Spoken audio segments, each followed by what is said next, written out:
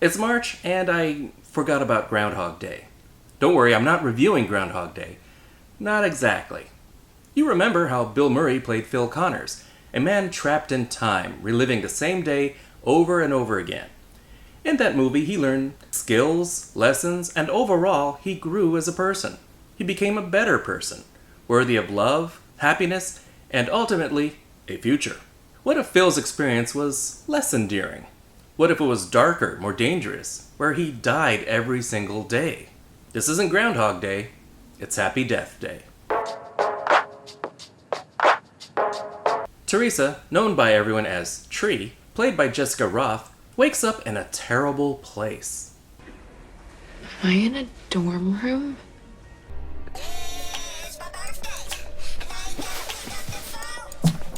It must be her birthday. Israel Bussard plays Carter, the resident of said room. He seems nice.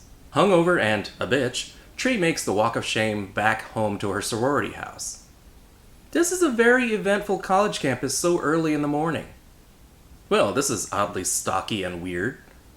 You haven't returned any of my texts. Yeah. We meet Lori, her roomie, played by Ruby Modine. Do you really think you could keep it a secret from me?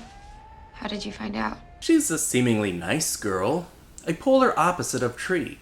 She likes to do nice things for Tree, even though she's awful to her. Toodles!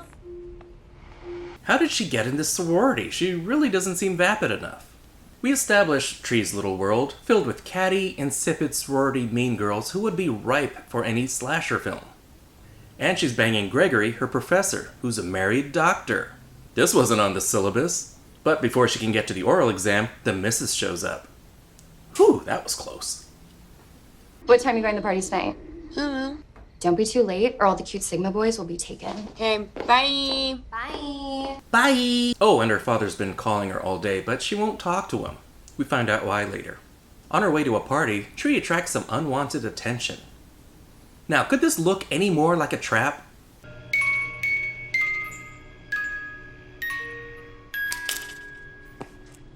So this is where the boss baby went to college. I didn't know Gerber sold meth.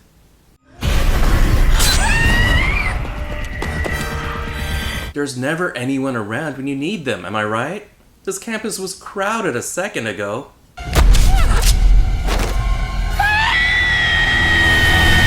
Bye. Yeah, we go through this.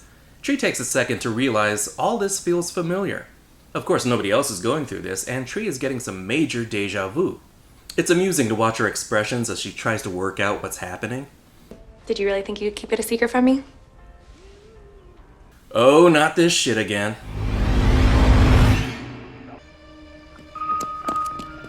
Well, that was easy. Oh, we're still going.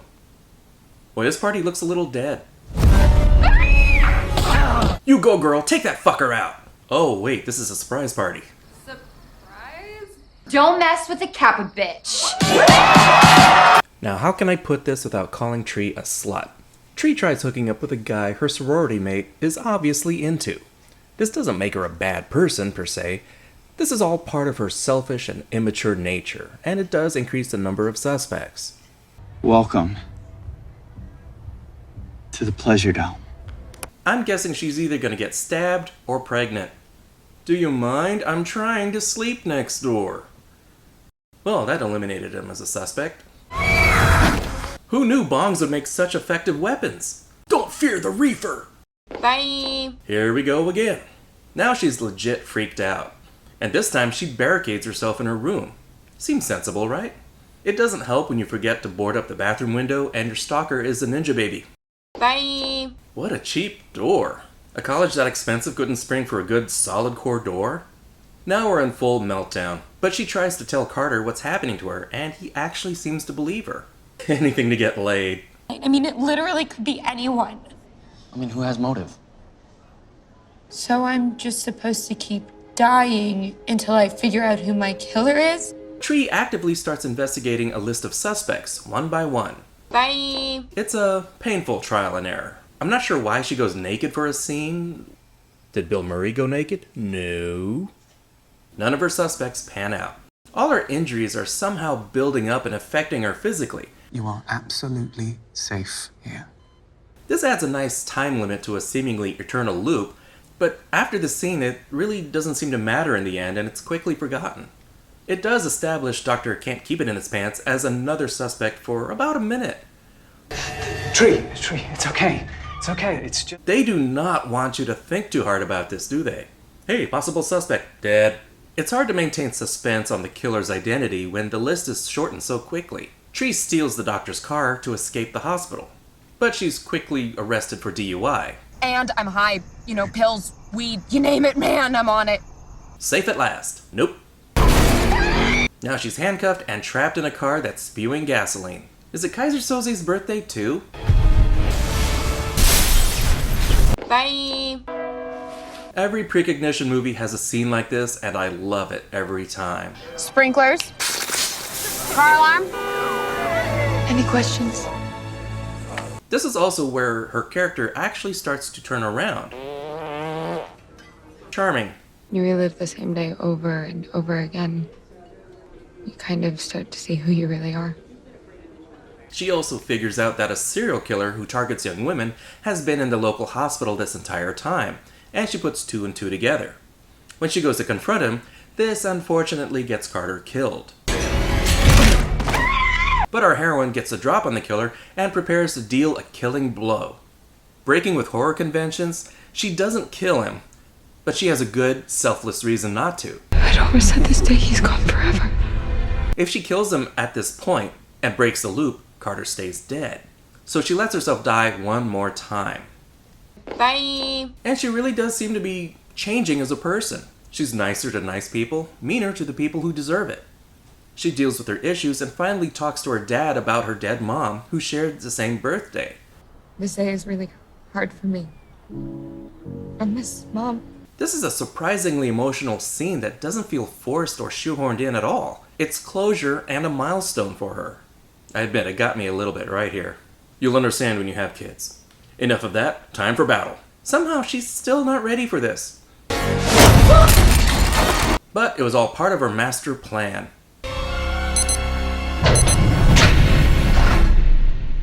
A recurring blackout and sudden ninja skills gives Tree the advantage, and she shoots the fucker. I'm guessing she didn't stick around to talk to the cops. She's back at her place with her birthday cupcake and Carter. The end. Everything works out. Oh, wait a second. What the Whoa.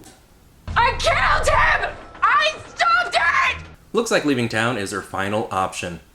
Happy birthday. Thanks, but I already ate it last night. The cupcake did it. The one suspect I didn't consider. You think I would actually try to poison you with a freaking cupcake? Gregory?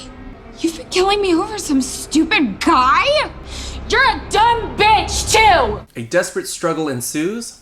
Eat it, bitch!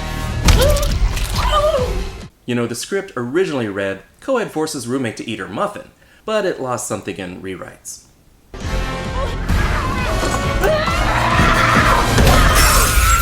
Whoa, she Jurassic Park 2'd her! Bye. We hope that the real killer is really dead. Let's see what happens next. Oh, hey, you're up. Oh, hell no. I'm kidding. What? It's Tuesday the 19th. You made it. Dude, not cool. I know she loves him, but he deserves a kick in the balls for that. That was Happy Death Day.